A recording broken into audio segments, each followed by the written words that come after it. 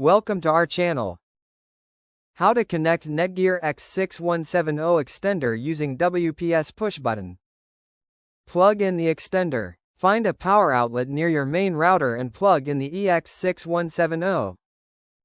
Wait for power LED. Hold on until the power LED turns solid green. Locate the WPS button. Look on the side of your extender. You'll spot the WPS button there.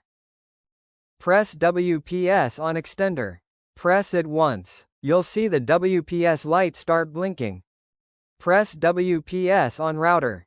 Within 2 minutes, press the WPS button on your Wi-Fi router.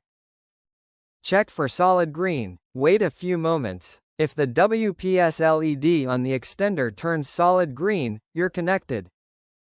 Connect 2.4 GHz band. That first connection links your extender to the 2.4 GHz network.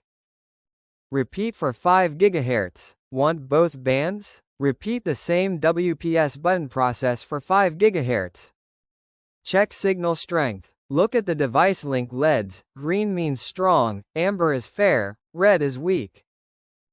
Reposition the extender. Unplug it and move it halfway between your router and the dead zone.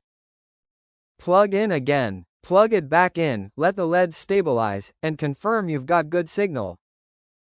Connect your devices. Now just connect your phone, laptop, or smart TV to the extender's Wi-Fi, usually your network name with _X added.